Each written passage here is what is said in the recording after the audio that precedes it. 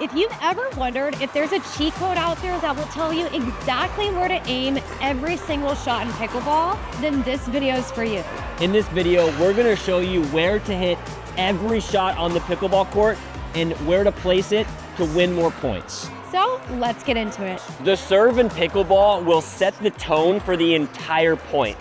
You've probably heard, if you've been around the game long enough, that the best place to aim your serve is deep in this back fourth of the court if possible.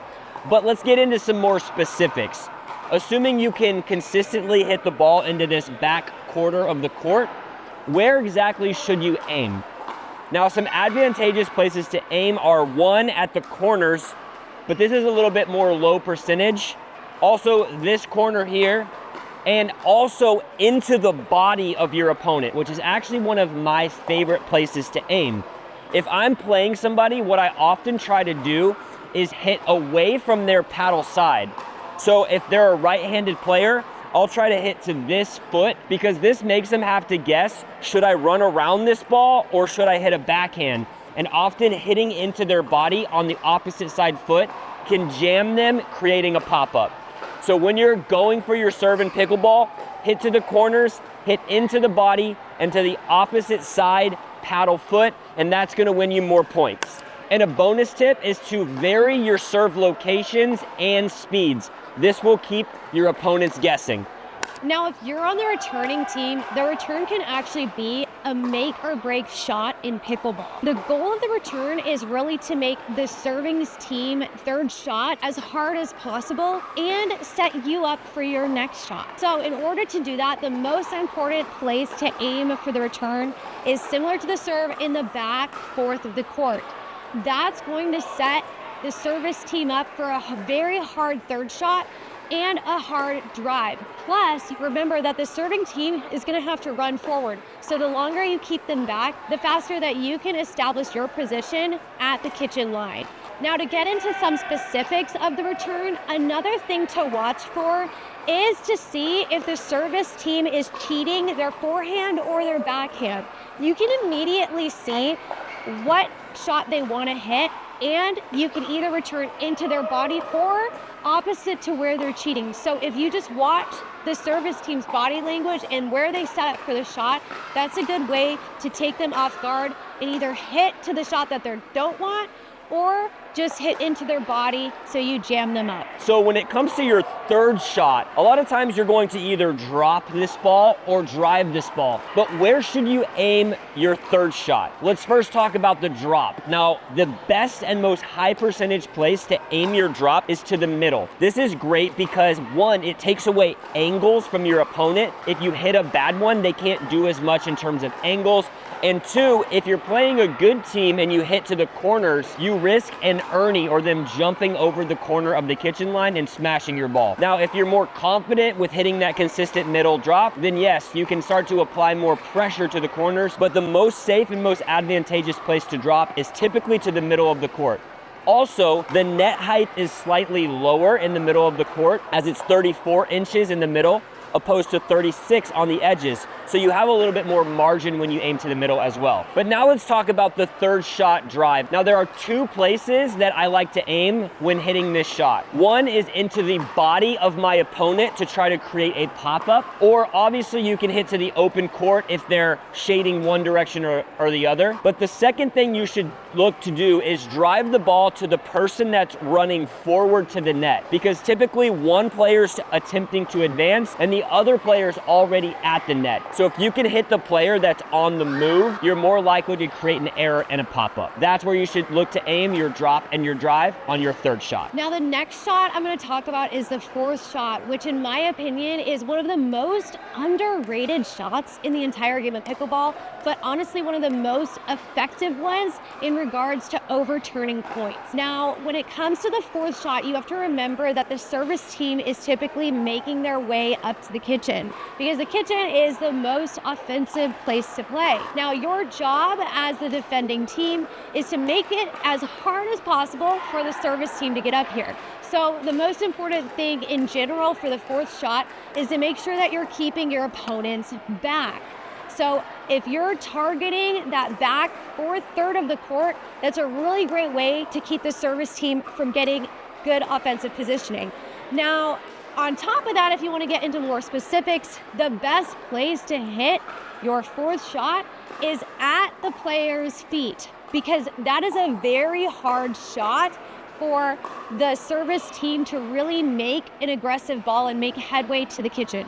So if you're intentionally aiming down and at their feet, you're going to hit some really effective fourth shots in pickleball. A bonus tip here for aiming your fourth shots, it's great to go for angles because that can create some gaps on the court. So if you can keep the service team from moving up together like a wall and get them staggered, you're going to create a lot of areas to attack on the court. Now let's talk about the reset. Now, when you're hitting the ball from transition and you're trying to reset the ball into a non-attackable spot for your opponents, it's best to aim to the middle of the court. Similar to the strategy behind the drop, the net height is lower in the middle of the court. You avoid an early from your opponents, them jumping the corners, and quite frankly, you can create confusion for your opponents on who's gonna take that ball. So when you're in the middle of the court, get that wide base with an open paddle face and just try to direct the ball to the middle of the court when you're trying to advance, resetting the ball and making your way to the kitchen. Now I'm gonna give you the cheat code on where to aim your dinks. Now there are a couple general fundamentals, and then I'm going to get into some more specifics, but general fundamentals are you want to make sure that the goal of your dinks are to put your team on offense and the opposite team on defense. Now in order to do that, your goal should be making your opponents feel uncomfortable.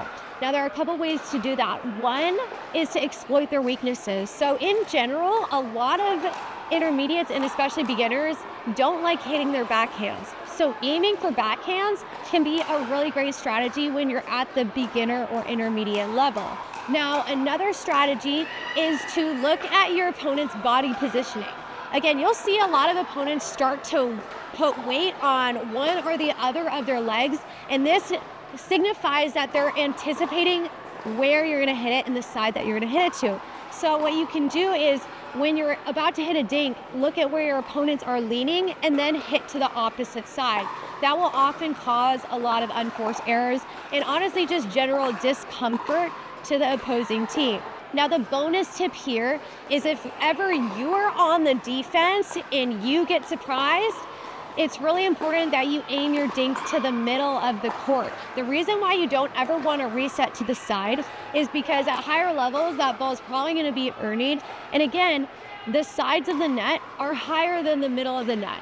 So if you are ever pulled off balance and you're on the defense, make sure that you hit a reset dink to the middle of the court.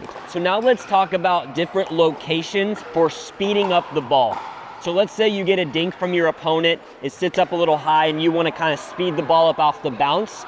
There's a couple different locations that it's going to be advantageous for you. The first location would be anywhere from the paddle side hip to the paddle side shoulder.